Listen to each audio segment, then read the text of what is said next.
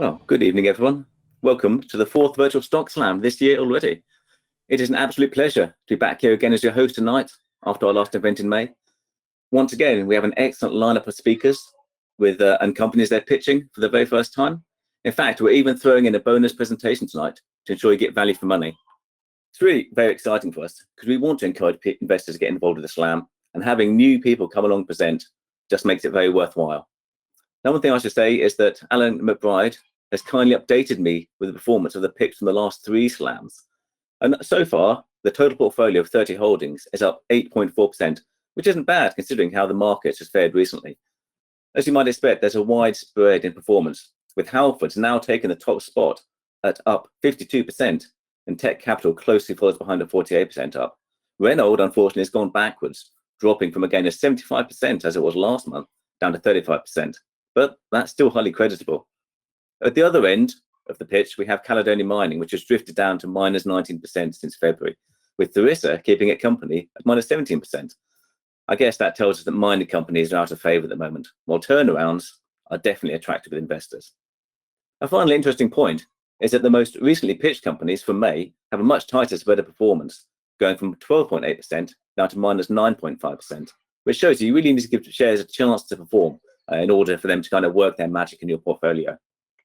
So for those new to the slam, I'll quickly explain how it all works. Each presenter is given 3 minutes to pitch the idea, which tends to pass very quickly. Then we allow another 3 minutes for questions from the audience, and Tamsin will explain how this works in a moment. After that, I'll introduce the next speaker, and we'll start the whole process again. All in all, the slam should be done and dusted in a little over an hour, although it could be slightly longer tonight because, of course, we have an extra presenter.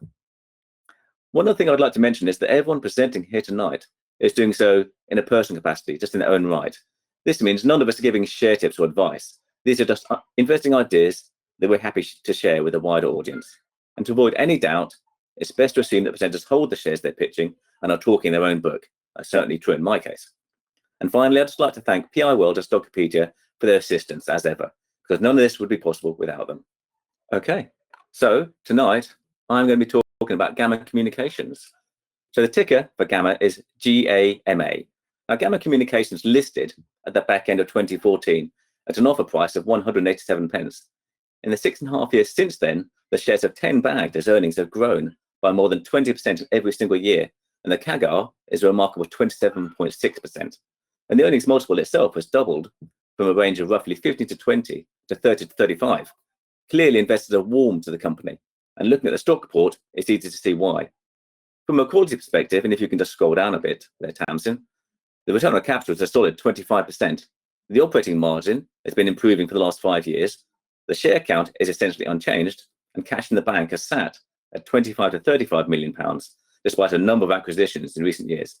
These are great numbers, I'm sure you'll agree. However, this performance has not been without chance. When GAMA listed, it was a provider of B2B communication services, which meant it provided the plumbing around fixed and mobile phone lines, along with broadband and other data services. This is the bottom in the communication stack, and make no mistake, there is a real benefit for customers to outsource this critical part of the infrastructure. However, wholesale broadband and telephony is a competitive low-margin market.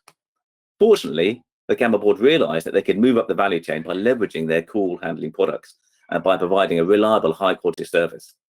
And as a result, GAMA has turned itself into a provider of unified communication and cloud contact center services for enterprise, SME, and micro companies.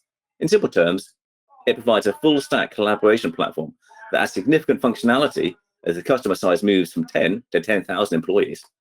Importantly, this platform collects a wealth of data, which GAMA then makes available to other business applications via a wide array of integrations.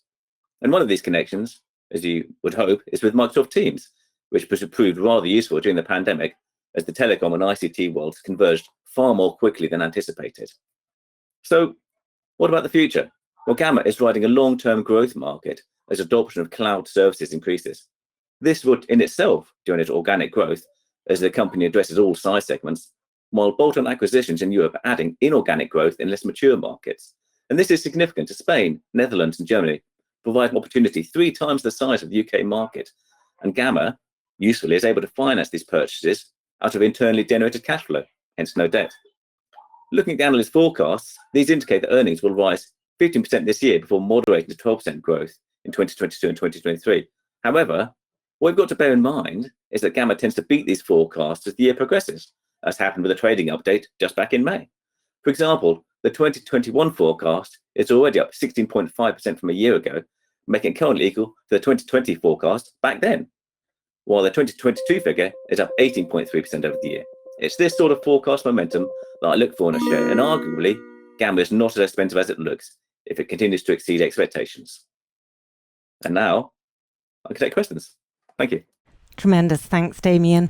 And we have one question so far. How much growth has been from acquisition, and what sort of businesses do they buy? I don't have the split, I'm afraid, between organic and inorganic growth, but the businesses they acquire really fall into two buckets.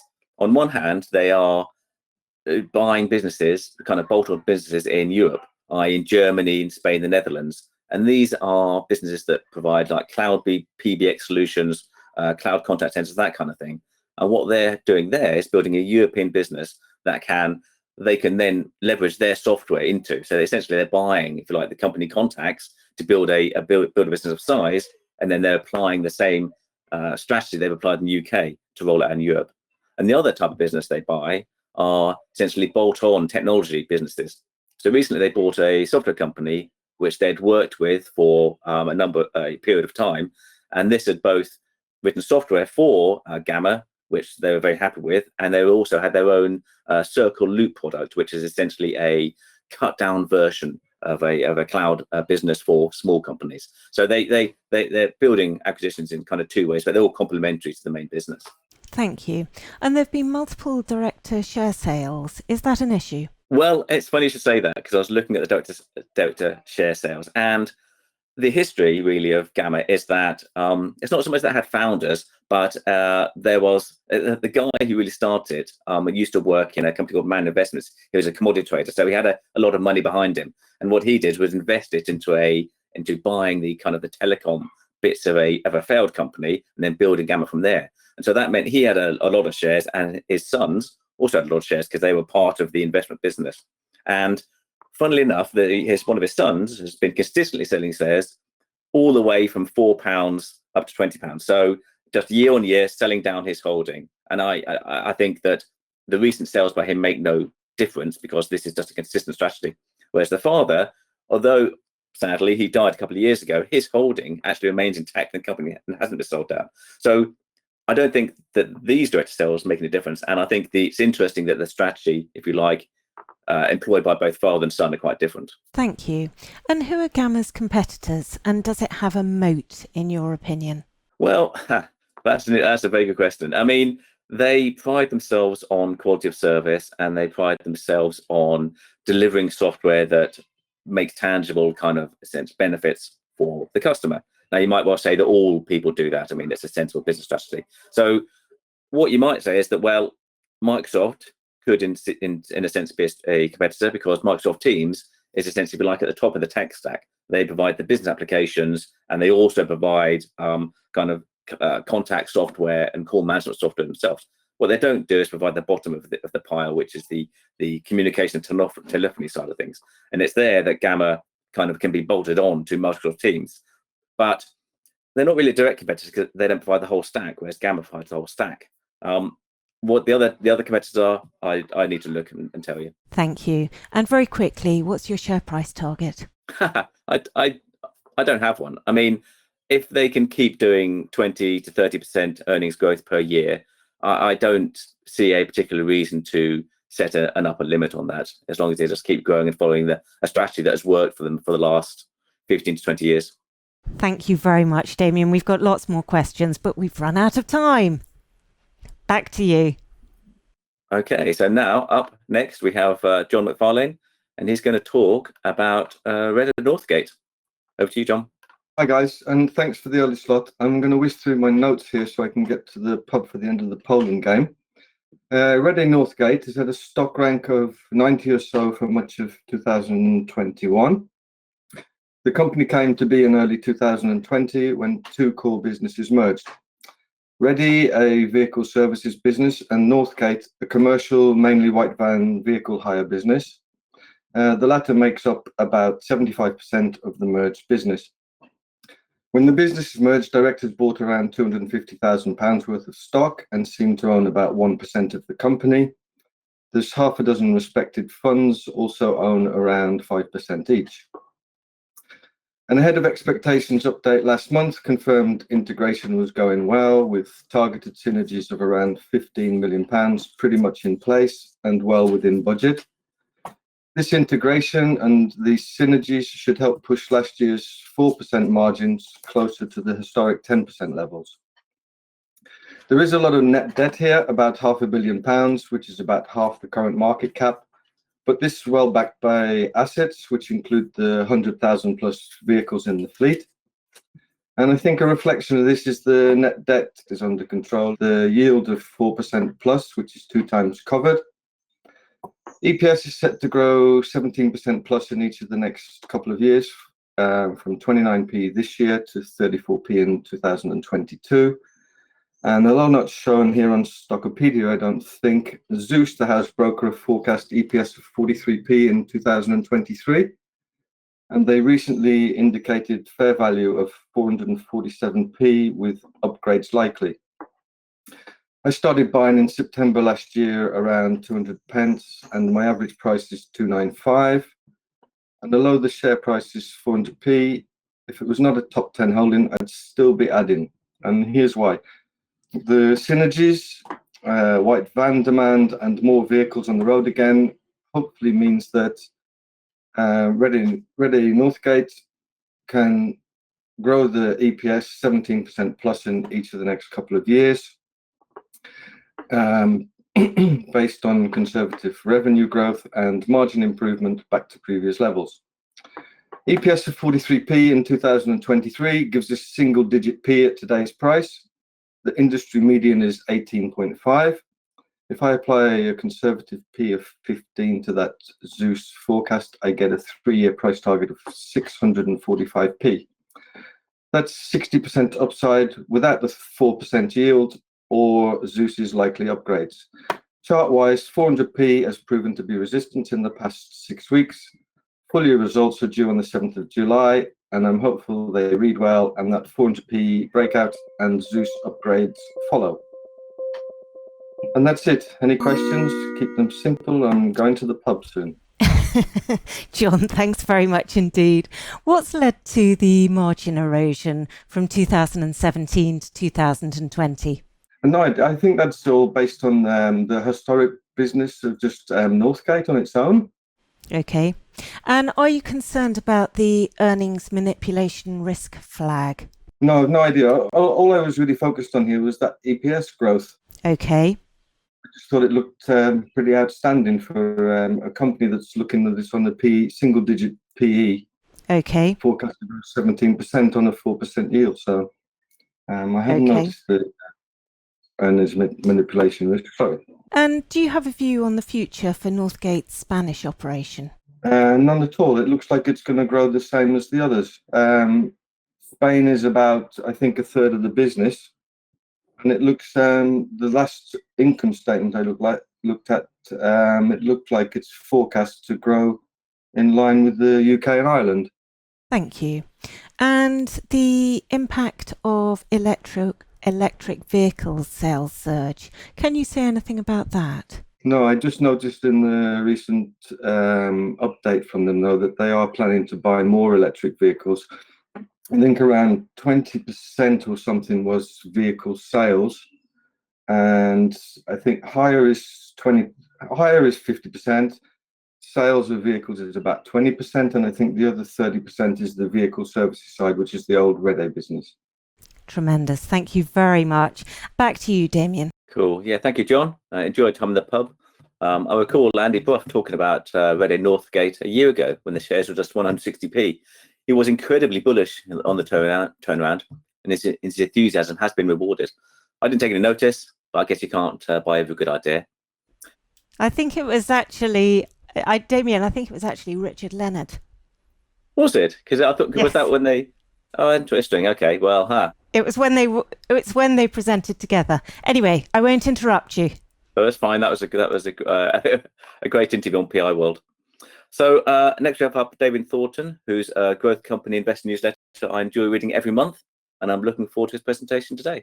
Over to you, David. Well, thanks, Damian. And actually, Redde Northgate's a stock I've written about in GCI possibly as well. So I think it's a good story.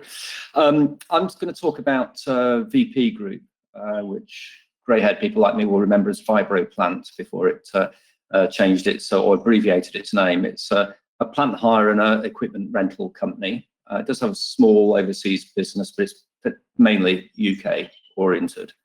I decided to do this stock last week, and coincidentally, Berenberg have just initiated coverage today.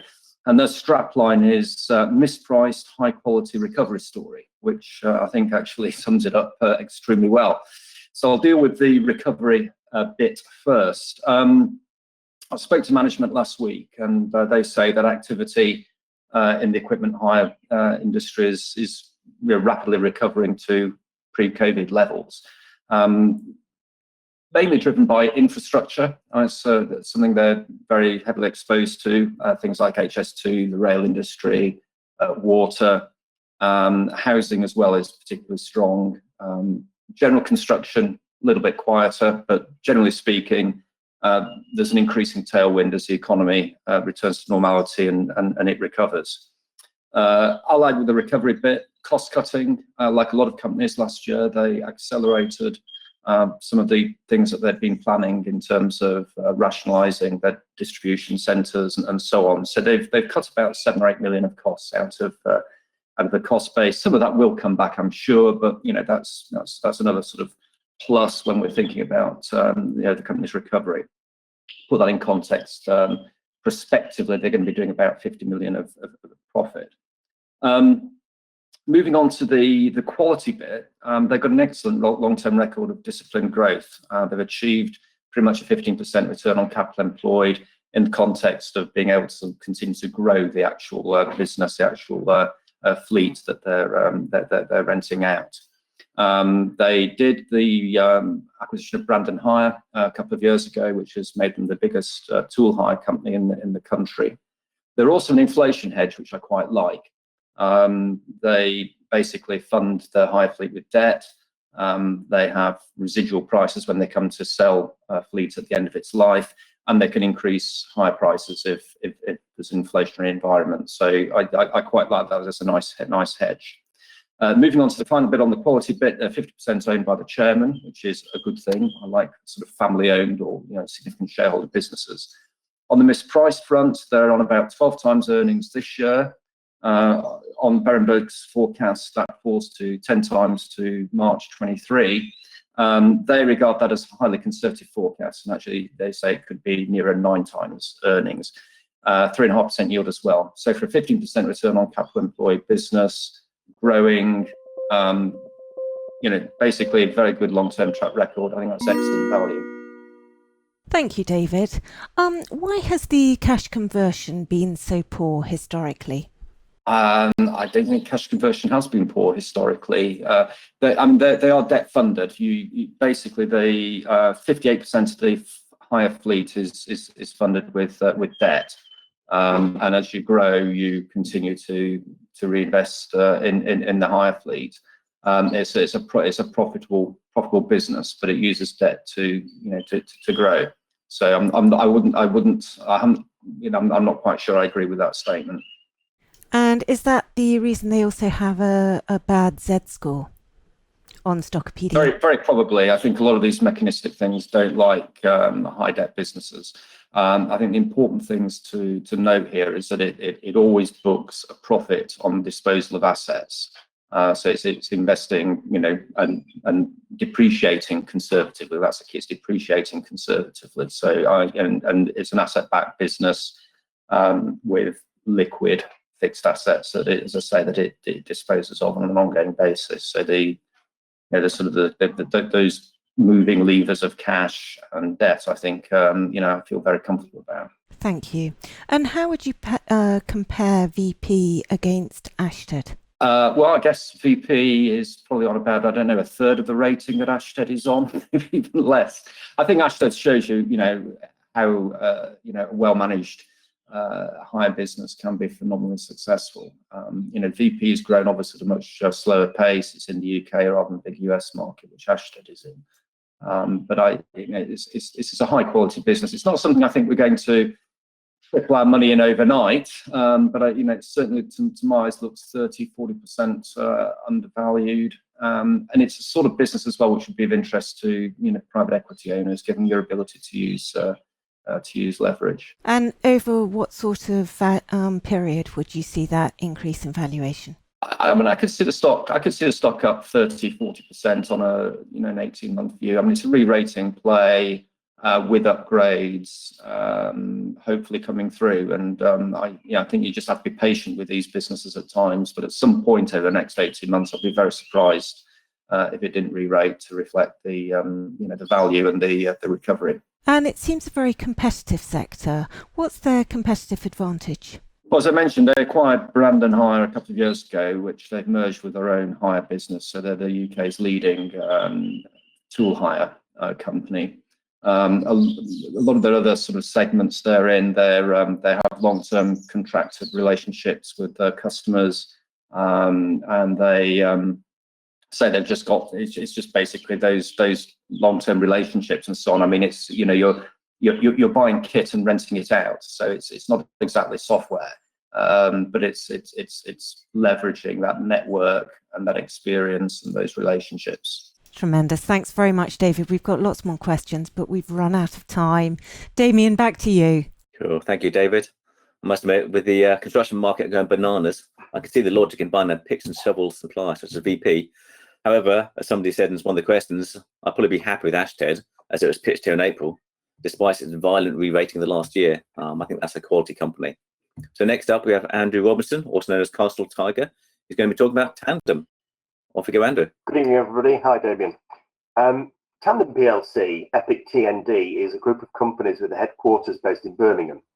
It designs, develops and distributes sports and leisure equipment and has some well-known brands in the business. Ben Sayers in golf, Pot Black in snooker, Kickmaster, and a whole range of licenses such as Peppa Pig, Batman, Lion King and Toy Story. The business has a turnover of approximately £40 million a year. While this figure has been pretty flat over the last 5 years, profits have grown from 700,000 to 3.5 million. The business is split into several sections. The FOB business, which is direct container shipments from production facilities in the Far East to customers' own sites. That could be people like Halfords or major supermarkets. Importing and then distributing the goods from our own 80,000 square foot site in Birmingham to IBDs and to smaller businesses. And in Northamptonshire, it's a recently developed Expressco business, which is an online DTC business, and it's fast growing and currently represents about 25% of the total sales of the business. There are some headwinds within the business. At the moment, there's a defined pension deficit costing 330,000 a year, and additional payments if the dividend amount exceeds this total cost. However, the biggest short-term issue, and this is the bit where people are getting a little bit tied up, and running a business and understanding what's going on in the world at the moment, I'm fully aware of this, and we're having the same problems. That is actually getting the physical containers to ship the goods from China in particularly and the Far East. The world containers are all in the wrong place. That's the physical containers. They're all in the wrong place, and freight costs have increased, and there are some serious delays. I expect tomorrow's trading statement from Tandem to mention this. I believe that June may have been slow because orders are probably, the goods are still sitting in China. Now, these orders are not lost, but they've just been delayed getting to the UK. The main changes within the business was that the board they had a new CEO and chairman. They've got 10% of the shares between them, so there's some skin in the game. They immediately engage with shareholders, and the relationship is very good. There are no brokers forecast to aim for, but this offers us small shareholders the opportunity of buying in much cheaper and on a very low rating, which is currently under 9. The company is valued at just 30 million with a strong balance sheet, no debt, and that's holding between 3 and 6 million in cash. The business made over 3 million last year. I can see it making close to 5 million this year give an EPS of between 80p and £1, and as much as £10 million by the end of 2020. Factors that will bring that change are a construction of a new warehouse on their existing site in Birmingham. That's going to cost £6.5 million, of which they're going to fund with cash, and completion is due in July 2022.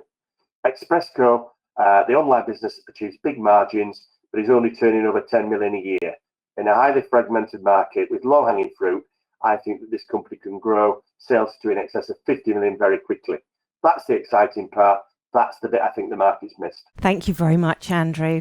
And do you think the increased cost of distribution will affect them? I think they'll be able to pass it on. We've got the same problems in the goods that we're importing. People are wanting bicycles. People are wanting products. Everyone's trapped within the UK and have been for nearly 2 years. There is inflation, particularly in construction and importing goods. And I think if you want these things, then they'll be able to pass those increases on. Thank you. And don't you think they've had their day in the sun already with bike sales last year, and it might be flatter this year? Certainly not. I think this year will be much, much better. Their trading statement, the two trading statements this year, one said that at the beginning of the year they were 90% up. The last trading statement said they were 23% up. Huge amount of demand that will run right through at least until the middle of 2022. But it's the Expressco. This is the online business that's in there for free, that's growing very, very rapidly, between 25 and 50% a year in a highly fragmented market. And if I was running the business, I would amalgamate that division in Northampton to the new site in Birmingham, clip out £1 million worth of costs with that, closing the other site and moving it there.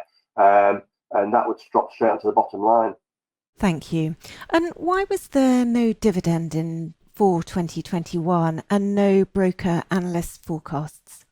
I thought there was a dividend. The dividend this current year to be paid is about is just under 9p, which is irrelevant with the share price at £6. There are no brokers forecasts. I don't think the company are prepared to pay for that kind of information. But I think that gives us an opportunity, because the share price, having moved very quickly from £1 through to £7, between £6 and £7, has only just started its journey, because the valuation, this is just missed. It's too small. It's not got any institutional investors, because it's a tiny, possibly slightly liquid company, and building a good position does take a long time. But it's done very well for the holders over the last 2 years. And that's time. We've got lots more questions, but I'm afraid we've got no more time. So thank you very much, Andrew, and back to you, Damian. Yep, thank you, Andrew. I also hold Tandem, and it is pleasing to see the progress made by new management after we look at the share price, a decade treading water. Hopefully they'll sort out their supply issues soon, because I fancy buying an e-bike. So next up, we have Donald Pond, who's going to talk about Phoenix Copper. Away you go, Donald. Okay, a bit of a different one, this one. So investing is all about risk versus reward. And I think Phoenix Copper, with the ticker PXC, has about the best risk-free reward rate out there. It's an emerging metals producer in Idaho, in the US, which is ranked the #1 mining jurisdiction in the world. So as well as having a fantastically strong rule of law, the total royalty and tax rate on any profits the company makes is going to be less than 10%. Which you can compare that to many other companies that will be paying over 50% in some countries. So they are focusing on green metals. So that's copper, silver, cobalt, lead, zinc, and they've also got gold and environmentally friendly processors. So let's talk about the finances. The market cap is £50 million. And after a big placing earlier this year, the company currently has 15 million in cash, so an enterprise value of 35 million, which is going to be enough equity to get them into production. They will need some debt, but it will be manageable, so there won't be any further share issuances, which is key.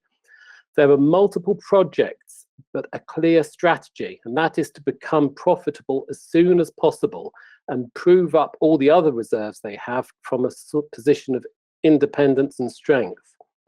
The main site is Empire, which was a copper mine until the 1940s, producing grades of 7 to 8%, very high grades. The CEO's family actually worked back there in the mine. So although only 1% of the Empire project has been explored, there's had over 450 holes drilled, and the company knows that 1% is enough to make a profitable miner. So their priority is to get an open pit going, targeting copper production late 2022. It's going to cost about 52 million and have an annual projected free cash flow of around 50 million a year. So it will pay for itself in a year, even less than that if the price of copper stays at current levels. The measured and indicated resource there is $1.4 billion, so that it really is just the tip of the iceberg. As well as copper, there's shallow gold there at grades of over 9 grams a ton, and that can be processed from years 4 to 10 with a bit more money. Beneath the open pit, though, are deep sulfides. There's a big porphyry system, and it could be of global importance. That is the big prize. So whilst making profit from the open pit, the sulfides are being confirmed. There are other things around there. There's Red Star, which is a silver lead high-grade vein project. That's being subject of an electromagnetic survey at the moment. They've also got Navarre Creek, which is a Carlin-style gold deposit, which means big, low grades, but very profitable, similar to the huge Nevada gold mines. But it's all about the focus here, taking it in bite-sized chunks, getting into profitability, aiming for dividends in 2023, and proving up the big reserves. There's good research from at least 3 brokers, including Hardman. You can get their paper easily. And the board are very approachable. I'll just finish off by saying that the location's the best in the world, metals are in demand, the board are very experienced, the company is cashed up and is aiming for profitability by 2023. So it looks to me like the risk reward is excellent. Thank you very much indeed. Why is there such a high proportion of directors and institutional selling? No, there isn't. There's the That's simple funny answer. because I've had that question 3 times here. So I don't know where that's come from. No, there isn't. I mean, there was a large placing about 2 or 3 months ago, and that obviously scuppers the proportions of things. But the directors haven't been selling at all. They've got about 6% of the company, and there was the announcement of, in terms of institutional holders, there aren't many who have disclosed, but the most recent ones, Canaccord, have announced, I think, about a 6% position. And I'm told that that was Giles Hargreaves personally who was pitched and made that decision. So, you know, you don't get a bigger endorsement than that. Thank you. And why was production stopped at Empire and left for so long if it's such a good prospect? Well, the simple answer is there's 2 prospects there. You've got oxides on the top and sulfides down below. And the technology in the 1940s didn't really exist to make the most of the oxides. So the sulfides were getting deeper and deeper, and people went away from the war, and they just didn't really go back to it. Is the simple answer. But the grades that they were pulling out there were 7 to 8%. I mean, which are absolutely huge grades. You know, yesterday I was presenting for ShareSoc, another company in North America, and they're putting out grades of 0.25% copper and making good profits. So if that deep sulfides, if it's anywhere near 7 or 8%, and I think the company are hoping it's anything above 1%, would be huge, then you've got something that is probably of global importance. I mean, they will say off the record that they think it could be one of the top 20 copper mines in the world, and they're aiming for $1 billion company, which they built before at Oxus, only to have it stolen from them by the Uzbek government. So they decided to try and find a resource somewhere else that's a bit more stable than Uzbekistan. Can you talk a little bit about the risks, which seem quite considerable? Well, it's funny you say they're considerable. I mean, I asked the guy in operations, Ryan, who is he's the mining expert. He's the guy on the ground there. He's from Idaho, and he's the one whose family all worked in the mine. I said, you know, what concerns you here? And he said, look, we know from what we've drilled so far, over 450 holes we've drilled, we know we have enough to make a profitable copper mine. The only thing that can go wrong here is the price of copper itself. If the price of copper crashes, then they don't make money. But if it's anything above 170, 180 a pound is in terms of dollars, $1.80 a pound is their cost of producing copper. He said anything above 350 a pound, and he said I'm turning somersaults, and it's currently well over $4 a pound. So that's the risk. I mean, it's important to say this is not an exploratory play. This isn't someone getting a load of money and saying we're going to prove up a huge resource or we're going to look in the jungle. They know pretty much what they've got. It's just a question of how much they've got. Tremendous. We do have more questions, but we've run out of time. Thank you very much indeed. And Damian, back to you. Cool. Thank you, Donald. I mean, it's funny how everyone was talking about the commodities super cycle this year, and yet everyone seems to have gone cold on the resource sector recently. But since metal demand is set to remain high, you could be looking at an excellent buying opportunity right now, even if Phoenix doesn't float your boat. Anyway, if you didn't like Phoenix, next up we have another mining company, courtesy of Mark Bentley's Endeavour Mining. Over to you, Mark.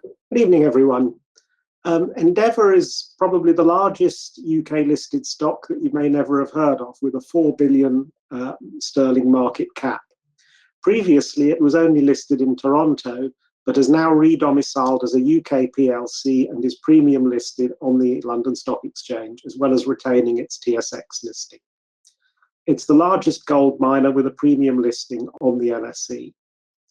In overview, it's a West African pure-play gold miner, the largest in the region. It has 7 mines in 3 countries, which diversifies the risk. It's expected to produce approximately 1.5 million ounces per annum this year and going forwards. It's one of the lowest cost top 10 gold miners, with an all-in sustaining cost of $850 to $900 an ounce. It has a superb execution track record. I've owned it since 2012. It's consistently met production and cost guidance. It's built 4 mines, all on time, on budget, and operating in line with production and cost expectations. It's also achieved good delivery on its exploration targets. The company has a strong track record of good capital discipline. It's progressively improved the quality of its mine portfolio by M&A and disposing of lower quality mines. All but one of its mines has low cost and long life. Moving on to the numbers, the company is highly cash generative. In 2020, it started with $528 million of net debt and finished with $75 million of net cash, and declared its first dividend totaling $60 million. Ahead of its London listing, it announced a 3-year minimum dividend program, paying out 50 cents this year, 60 cents next year, and 70 cents in 2023, subject to the gold price remaining above $1,500 an ounce. It's also operating a share buyback program. Edison gives it a discounted cash flow valuation of £25 per share versus a current share price around £17. Its price to operating cash flow is 4 to 5 times. Only Harmony Gold amongst the senior producers is trading on a lower price to cash flow.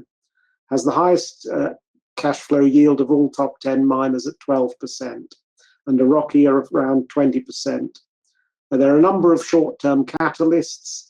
In particular, it will enter the FTSE 250 in September, possibly the FTSE 100 if the share price reaches £22. And there are a number of other significant announcements expected that I don't have time to cover today. Tremendous, Mark. Well, you've completely stunned the room because there are no questions at the moment. But what's your price target over what sort of period? Okay. I was aiming, my holding is on the Canadian exchange, so my price target was $40 Canadian. Can't remember what that translates to exactly off the top of my head, something like £23 thereabouts. And we're getting well paid while we wait. That's very much based on it coming into various tracker funds and other type of funds that it's now accessible to, which it wasn't previously. And the fact that it's significantly undervalued compared to its peers. So that would bring it more into line with peer group valuations. Why has the working capital increased recently? Okay, over the history of the company, the working capital fluctuates a lot. It depends on the precise timing. It varies from quarter to quarter, depending on the precise timing of gold sales. VAT receipts is another issue that affects the cash flow significantly, that they go up and down. So the last quarter, the working capital increased quite a bit, but it's not likely to happen again. And in the final quarter of last year, it reduced quite a bit. So it tends to jump around quite a lot, the working capital. And why has the share count increased so much?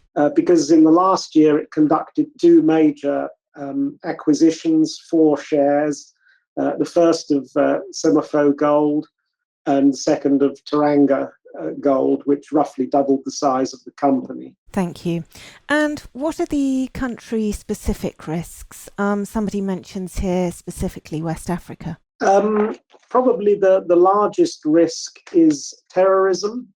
I mentioned that it took over Semafo. One reason it was able to do that cheaply was because that company had suffered a terrorist attack and they had to shut down their main mine for a period. But Endeavour, first of all, has one of their directors is specifically in charge of security. They have a good relationship with the Burkina Faso government. That mine was in Burkina Faso, and they've put a number of security measures in place to reduce those risks significantly. The governments in the region, there's always a certain amount of risk there, which is why the diversification into 3 countries is helpful. But the mining regimes have been relatively stable, no big jumping around in taxes. The governments have stakes in all the operating companies, so there's alignment there, and they've got a reasonable royalty and tax take, but not too much from shareholders' point of view, sort of 25 to 30% range, which is fully taken into account in the all-in sustaining cost. So with gold prices around $1,800, you're making $900 an ounce after tax on each ounce you pull out of the ground. So as you can see, that's why it generates huge amounts of cash. Tremendous, Mark. Thanks very much. We've got lots of other questions, but we do not have time. Damian, back to you. Cool. Thanks, Mark. I mean, the problem for me is that gold seems to be the dog that didn't bark, despite ongoing concerns about inflation. Perhaps one day the gold price will react, but with QE well into its second decade, I have no idea when this day will come. So next up, I would like to welcome Dexter Burt, who runs CipherSense Research, which often publishes bare notes that make me feel uncomfortable, but I enjoy reading. So over to you, Dexter, who's going to talk about Supreme. Thank you very much, Damian. So firstly, who is Supreme? Supreme went public in February this year with a valuation of 156 million, and as an impact expanded to higher margin product categories and captured a greater share of profits through vertical integration. So I just want to cover a couple of points of why you should invest in Supreme or consider them as an investment, because they haven't got a huge track record as they listed this year. So you're buying a highly entrepreneurial and innovative business that's grown revenue and EBITDA at a 10-year CAGR of 15% and 30% respectively. They've built the UK's largest e-liquid producer by volume and a sizable sports nutrition business from scratch. This ability to identify attractive product categories, take risks and bring unique products to the market gives Supreme a competitive advantage against other commodities. So they also have a hugely defensible position in durable product categories. Both the battery and lighting categories are underpinned by licensing agreements with major manufacturers that limits capacity and restricts new entrants. With the likes of B&M and Home Bargains, who are continuing large-scale store rollouts and expansion, Supreme is well positioned to take advantage in this natural rise in demand. On top of that, Supreme have strong regulatory support for the product categories they represent. Public Health England is encouraging the use of e-cigarettes to achieve the UK government's ambition of being smoke-free by 2030, which is a huge boost for their brand 8A vape. The lighting category also benefits from the fact that the banning of halogen light bulbs comes into effect in September. They're one of the major retailers in the UK, or they service some of the major retailers in the UK in this category. Now, Supreme generates admirable returns on capital. So over the last 13 years, they've delivered a return on invested capital of around 35% on average. And if you look on an incremental basis over the last 5 years, that's more like 70%. So it's all very well and good having this high return on capital, but is there runway for growth? And there absolutely is with Supreme. There's a hugely fragmented market in the supplements market. And if you look at the acquisitions they've delivered, they've acquired Protein Dynamics, Go Nutrition, and LED Hut, all out of administration to supplement their organic business. And their recent acquisition of Vendec is another example of a well-priced deal, closing out at 3 times EBITDA, which there's a great merger multiple arbitrage case there. They can continue to do these deals at lower multiples and then re-rate it in line with their multiple today. This should be a strong pathway to growth. On top of that, there's also the opportunity to continue the vertical integration. So unlike other distributors on the market, if you look at UPGS, Supreme have a far superior direct-to-consumer channel. And if you look on Trustpilot, for example, they're the most reviewed and the highest ranked online vape store of any vaping manufacturer, which shows how good they are at building this organic capability. And that's all I've got. Thanks very much. Thank you very much. The graph is fairly flat. What do you think are going to be the catalysts to change that? I mean, they only listed in February, and I think if you look at the shareholder register, they've got some very experienced investors who have backed similar stories to this before. So if you look at Slater holding this, he invested in Future back when they come to market. I wouldn't really look at it on a short-term view. I think people are skeptical because of the fact it's because of the vaping business. There's a lot of noise in the US about whether this is a safe way to help smokers quit, and that's possibly why people are a bit apprehensive. And couple that with the fact that they're selling batteries, which is a category that is in natural decline. People are probably a bit apprehensive, but there's a lot more to this business than what meets the eye. Thank you. And why did they abort an IPO about a year ago? I think it's an interesting point. They cited reasons about the market wasn't rating it at the right valuation, and I think their earnings are a bit lumpy. If you look back, some of their cash conversion was pretty poor, and maybe it was proof of concept because of the fact that their vaping business wasn't that mature at that point. But now they've proven that they can roll this out and actually manufacture on a big scale. They only bought manufacturing in-house in 2017, I think. So to then go live or to list the year after that might have been a bit premature. They've proven now that they've actually got capacity to service the whole of the UK in e-liquid, and I think that capacity is servicing a very small part of the market as well, because they target the value range. So I think I'm not entirely confident in why they aborted it, but I think the reasons for coming public this time around are sound. Thank you. And are you concerned that 2 customers account for 36% of revenue, or they did last year? When you look at that, it's important to remember that those customers obviously aggregating consumer spending of thousands of individual customers underneath them. When you look at other companies like Bloomsbury, for example, who sell an awful lot of stock to Waterstones or Amazon, naturally these are just the largest outlets to reach those customers, and actually those retailers need Supreme because Supreme have the proprietary products and the IP that those customers want. Thank you. And what steps have been taken to reduce their high level of debt? So that debt was introduced just before the IPO. So they had a change in capital structure. It looked like the founder wanted to take cash out of the business before listing, which, given the cash conversion and the supposed debt coverage, I'm not particularly concerned about. It's got an interest coverage of about 14 times, and net debt to EBITDA is probably around, I think it's under 2, so it's like 1.5 times. So at that level, given that it should continue to generate cash, I wouldn't be concerned about it at the moment. Thank you, Dexter. We do have many more questions, but we've run out of time. Thank you very much indeed. Damian, back to you. Thank you very much, Dexter. Another new listing, which looks great to just say on historical forecast numbers. I am a little wary of such situations after UB Global Sourcing stumbled badly within 6 months of its IPO, causing the share price to crater 95%, but hopefully Supreme will be more successful.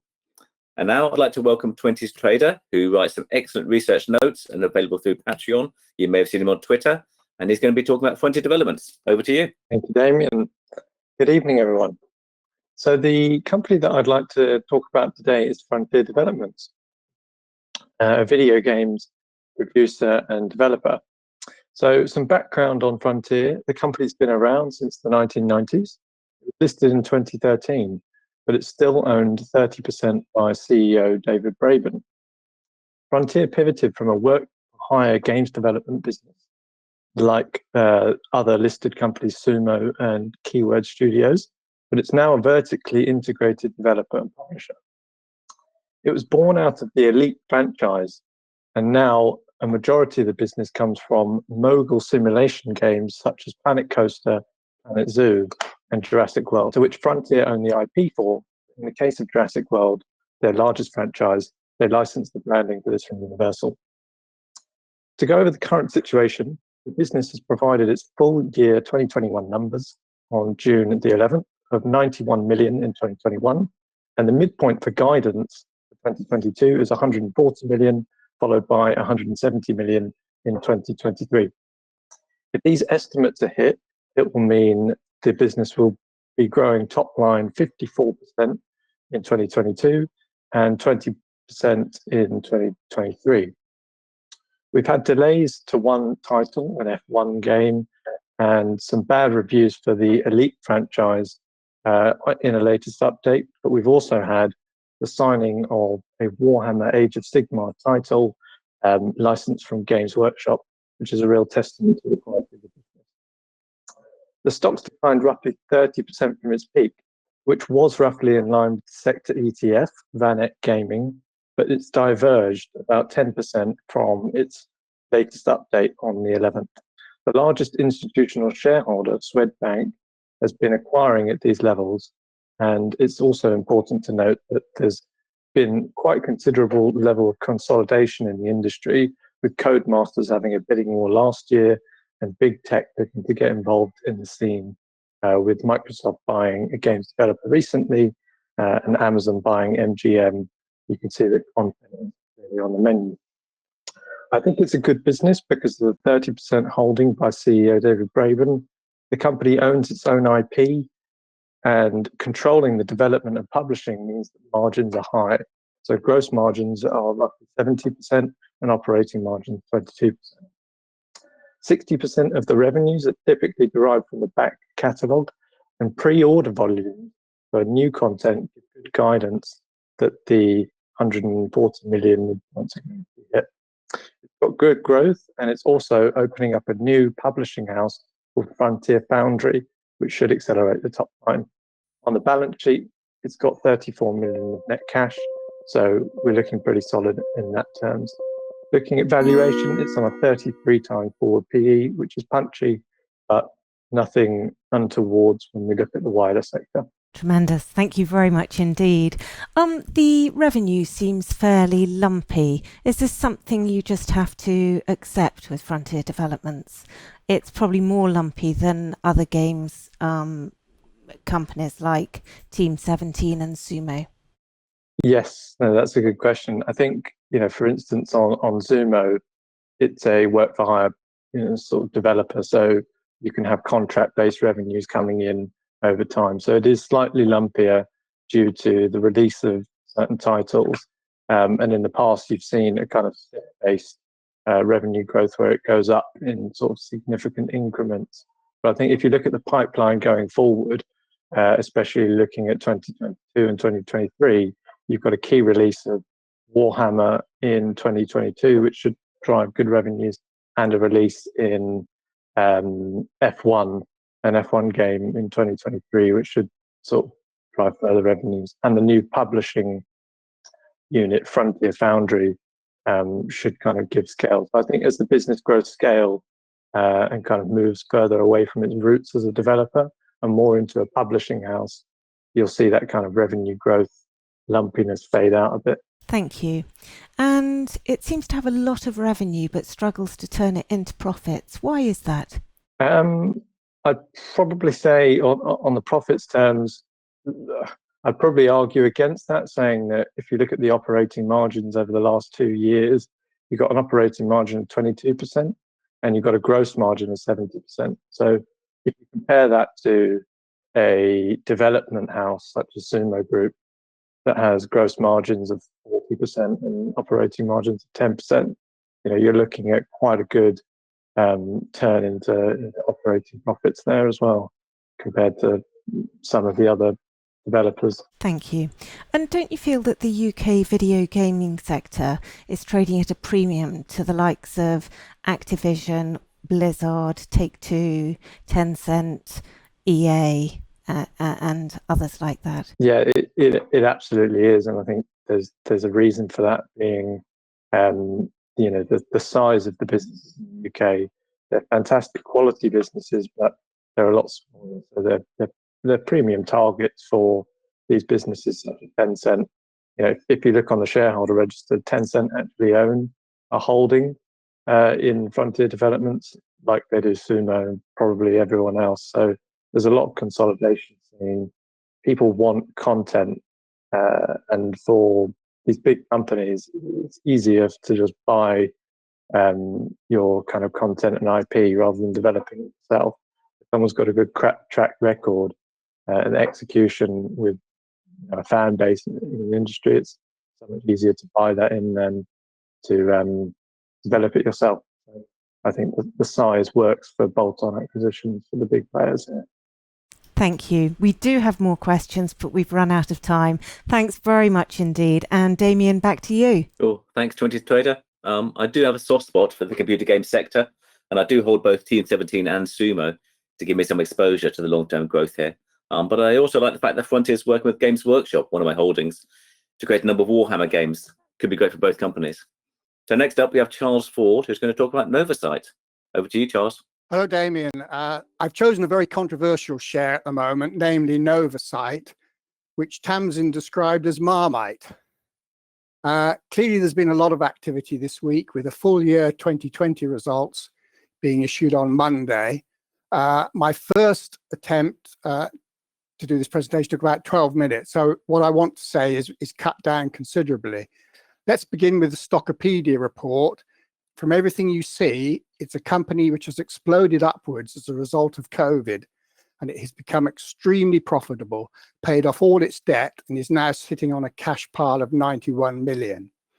Its current price of 339 can only be described as a beaten up price when it was its highest price was 1276. Investors are not really liking it at the moment, but I think they should consider filling their boots. And I want to say why. It's got a PE of 4.5 now. The quality metrics are brilliant. It's got a return on capital of 77.3%, return on equity of 97%, an operating margin of 60%. An F score of 7 is good as well. Sales growth is phenomenal at 902%. I look at all of the financial summary data, and it's all looking very, very good. There's no talk of dividends at the moment, which some people are critical of, and I think I'm a little bit critical, but let's wait and see what they do with the money. If you look at the accounts section, there's been a massive uplift from December the 31st figures of 14.6 million to June the 30th, 2020 of 58.8 million, and yesterday's figure was 150.7 million. That's 3 times increase since the June 2020 figures. And it passes one screen, namely the Greenblatt's magic formula screen.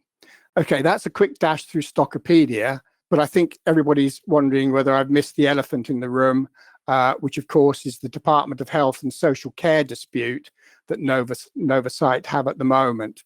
I've looked into it as much as I can, but nobody's really saying what it is. I don't believe that it's an efficacy issue.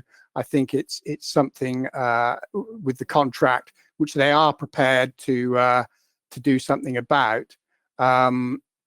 What they're suggesting is replacing the product in dispute, and the product warranty provision has been made accordingly. The best estimate of the cost of replacing is 19.8 million, and this is in the accounts as a provision, short-term provision. Unpaid invoices total 73 million, and that is also part of this dispute. I'm going to park that for a moment, the dispute, because it's a difficult area. Clearly, this whole thing with the dispute is causing a massive distraction, but I don't think it's anything like Armageddon for the company. So I'm so I'm going to park it. The company is obviously nimble and commercially savvy because they were able to use the technology they already had very quickly to be of use in COVID testing. They have been extremely proactive in developing even more sophisticated tests and have launched a lot of new products to simplify testing in different circumstances. I went through the RNS list from the end of August 2020 to now, and it shows 9 test launches, the acquisition of a company called ITIS, or ITIS, I suppose it is, the inclusion of what they call SNP SIG, is being adopted by the NHS England framework, and that's come since the DHSC dispute. It's a sophisticated first-to-market assay panel in a single kit, which is able to detect the 4 most critical SARS-CoV-2 mutations currently recognized. I think we're at time, Charles. Oh, are we? Okay. So I think COVID testing is going to be needed for some time, and also they'll be needing to test between, whether something is flu or COVID. I'd put a target of £12 per share at least. Thank you. What success have they had with replacing the UK revenues with contracts from other countries? I can't answer that specifically. It's just that I feel that the way the company has been so nimble and quick in getting their products to market, that and they are, well, they certainly have just appointed a manager in the US and opened up in the US, a separate company, but all part of the group. They're looking at other parts of the world, Europe, Germany in particular. So I think going forward, they will be able to replace, but well, I'm not even sure that they have totally lost they haven't lost the NHS. They've actually just done that big deal with the bit of kit I mentioned, which has a strange name. There are £73 million worth of unpaid invoices. Aren't you a little bit concerned about that? Well, I think it's part of this dispute with the DHSC, and I think they are going. Obviously, I don't know the future, and neither do any of us. But they seem to believe that they're going to win the case, and it could all be down to civil servants not getting it quite right. I'm not sure what the answer will be, but I just think that going forward, my target price, I'm looking at about sort of 18 months. My target price of 1,200, because I do believe that they're going to produce quite a lot of other products.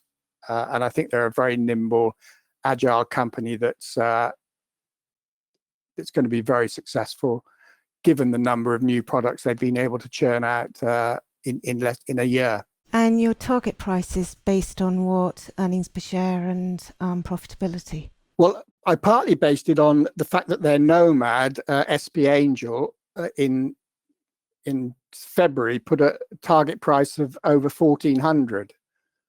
And I don't think anything has changed since then, except that there's a bad feeling towards Novacyt, and that's all I think it is. I just think that there are people who think its market is going to disappear if COVID disappears, and I don't think COVID is going to disappear. Obviously, it'll be less of a problem to us, but and I'm actually think that there is an argument that says that people are going to have to be able to distinguish between COVID, ordinary flu, and other respiratory diseases. So, and I believe their assays will be able to do that, because at the moment their assays can distinguish all of the present COVID variants. Thank you very much indeed, Charles. We've got loads more questions, but that's all we've got time for. Damian, back to you. Cool, thanks, Charles. I must admit, I always felt Novacyt was one that got away, as it shares 10 bagged last year. And I know a number of investors who profited handsomely. So it's interesting to see the investment case presented again, now that all the hype's died down. So thank you. Yeah, thank you. No problem. Now, next up is Daniel Jones. He's going to talk about Synthomer. Over to you, Daniel. Good evening. Thank you for listening to my first ever stock pitch. Synthomer, ticker SYNT, During the pitch, I'm going to focus on three key areas: the company, the investment case, and the target valuation. So the company, Synthomer, supplies polymers in three main markets: performance, covering healthcare, carpet, paper, etc.; functional, coatings, construction, adhesive and textiles; and industrial, PVC, sealants, specialist powder coating. Each division performs equally well with minimal concentration risk. Turnover is 2 billion, market cap is 2.25 billion, with an enterprise value of 2.8 billion, all in sterling. The investment case is built on value with a greater than 9-month time horizon. Three main screening metrics. The first is earnings. Stockopedia shows a PE ratio of 10 on broker forecasts. Recent market update from the company expects an EBITDA in 21 in excess of £450 million sterling. If you take depreciation and fixed asset additions of 60 million, we end up with a net profit of 390 million for 21. With an enterprise value of 2.8 billion, net profit of 390, it gives us a 7 PE ratio, a great margin of safety on earnings. The balance sheet, cash is at 200 million, net debt is at 517 million. Net debt is only 1.3 times next year's profits. The net debt is a result of an excellent acquisition of Nova, which gave Synthomer a USA presence. Again, great margin of safety with almost zero risk of funding default. Momentum has been positive over the last 12 months, going from 300p to 525p, a 75% increase with no negative news. My target valuation is £4 billion sterling on an enterprise value, about 3.5 billion on market cap, given a share price target of £8.25, 57% gain from today. There's also a 2 to 3% dividend each year payable. In closing, Buffett looks for $1 of retained earnings to generate $1 of company value as a minimum.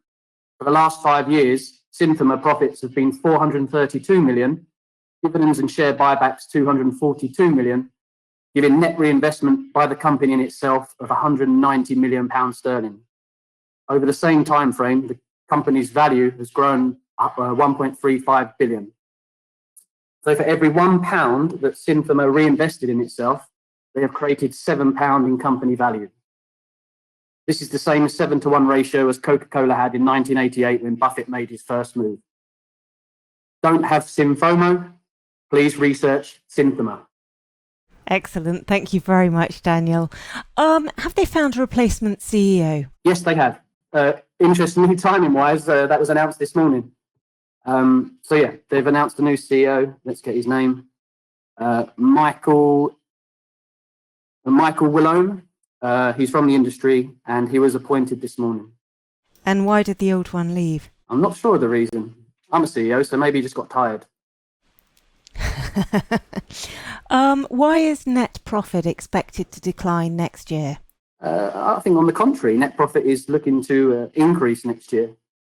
As I mentioned in the RNSs, they're predicting a £450 million EBITDA. Depreciation and fixed asset additions are average about 60 million a year. So yeah, I think they're going to. My actually biggest risk, or my biggest worry, is, has COVID created a bumper 2021 for them that's not repeatable in future years? That's one of my risks alongside the CEO. Well, you stun the crowds. All we've got is this is an absolutely great pitch. So well done. This is the first time that we've got no questions but just compliments. So congratulations to you. And we will leave it there unless there's anything else you want to use your time for. No, thank you. Thanks for having me. Oh, hold on. Price target that you've got for it. £8.25. And will they not be impacted by the higher crude prices? Are they able to pass on such costs and maintain margins given the low incumbent gross margins? Yeah, I think inflation is a concern in all business areas. They're naturally hedged well geographically with manufacturing plants in many locations. And fundamentally, I think they'll pass any increases on to the customers.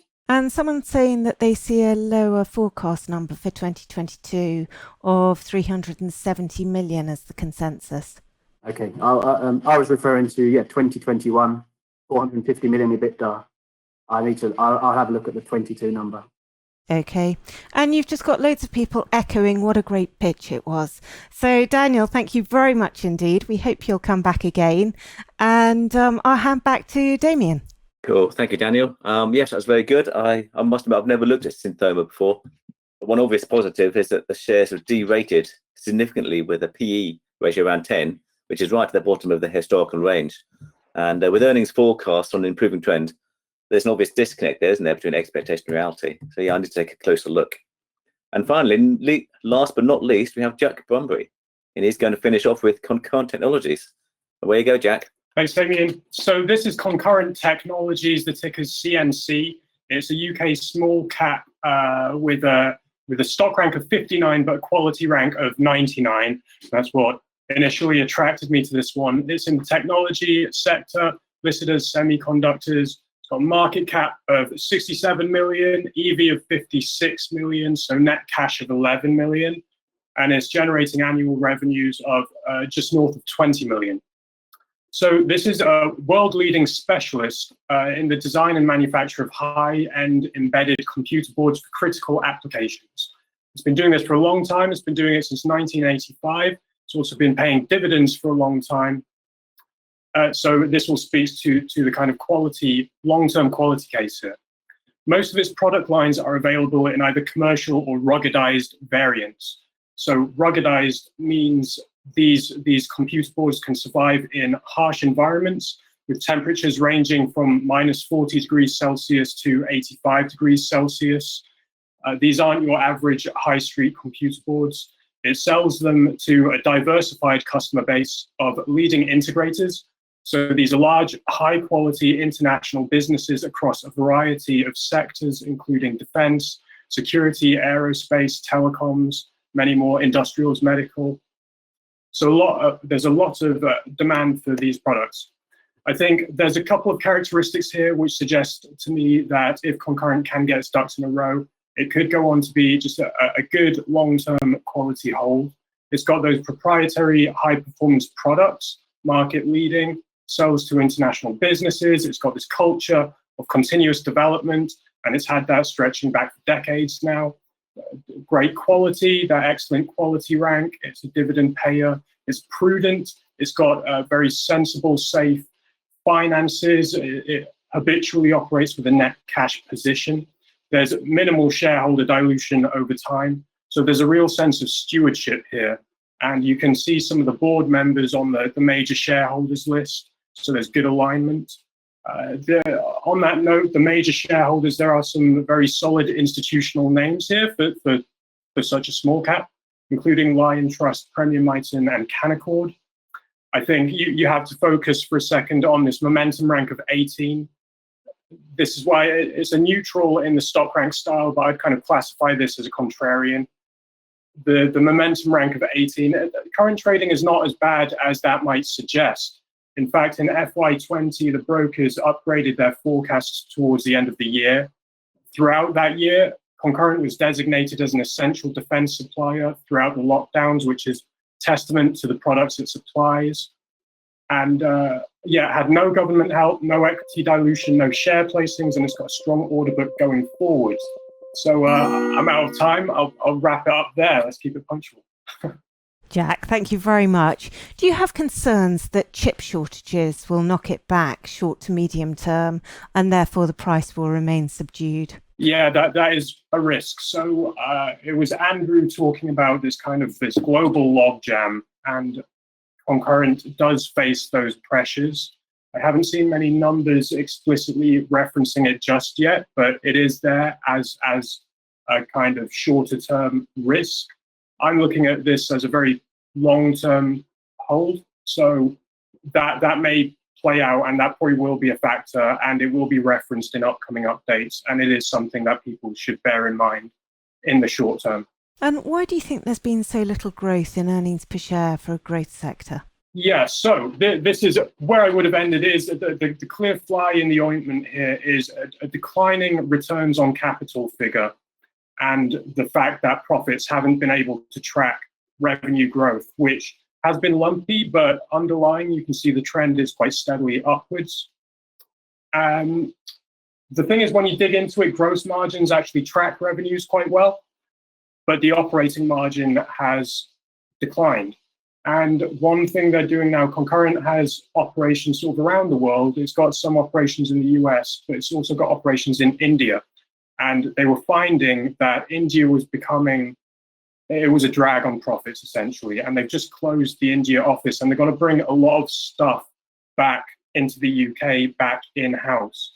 And they think this will bring about sort of £500,000 of annualized cost savings, should allow them to redeploy capital a lot more efficiently. But that is one of the key reasons why you see that. And do you think that's where the growth is going to come from? Or where are you looking for growth to come from? I think that's definitely going to help. I think that'll be a good little that I think that there could be further to go in terms of like little wins in terms of the cost base, but where it's really going to come from is just the continuous culture of development. As they say, I think they spent something like £3.8 million in the past year on R&D. They do it all the time. They're going to bring out new product ranges over the next year, and that's just what they do. The cost savings they realize from the India operations will feed back into that for sure. Thank you. And we've almost out of time, but there's a nice comment here which says, my brotherly formerly worked here. He really rated the management and the entire setup. So he agrees with you. Jack, thank you very much indeed. Damian, back to you. Cool. Yeah, thanks for that detailed summary, Jack. Yeah, it's clearly an under-the-radar manufacturer that's being held back somewhat by these component shortages. Still, I like the fact the board has been recently refreshed, which suggests that Concurrent could surprise the upside in time. And I'm afraid that is all we have time for. As ever, it all passed by very quickly. We managed to hit 800 attendees this evening, which is quite impressive, given the twin attractions of a sunny evening and footy on the telly. I really do hope you enjoyed all the presentations. I've certainly learned a great deal about some new companies, and I hope you have too. So please join me in thanking all of the presenters for giving up their time to entertain and inform. Remember also, if you want to go back over any of the pictures, the video recording will be out by the weekend, which is always worth a watch. And on that front, I would like to thank Tamsin and Tim from PIWORLD for both hosting the event and putting out the recording, and also Stan for Stockopedia for helping organise things. As ever, we can always get better, and we would be grateful if you can give us feedback on tonight's event. This will help us next time, and I'm pleased to say we do have a date for the next event. It will be on Wednesday, September the 8th at the same time. We are now taking a well-earned summer break, and if the last few weeks are anything to go by, I think the market has also put its feet up because it seems very quiet on the trading floor. So please put that date in your diary and think about whether you'd like to present the pros and cons of a stock. It might seem like a daunting prospect, but everyone of the presenters was in the same position once. And remember, many of the presenters tonight were new for the very first time on the Stockslam. So well done to them. Finally, I would like to thank you all for logging on tonight and joining the conversation on Discord. I mean, there wouldn't be an event without you. And if you want to continue the conversation on Discord or Twitter, that'd be great. Have a fantastic evening. Thank you.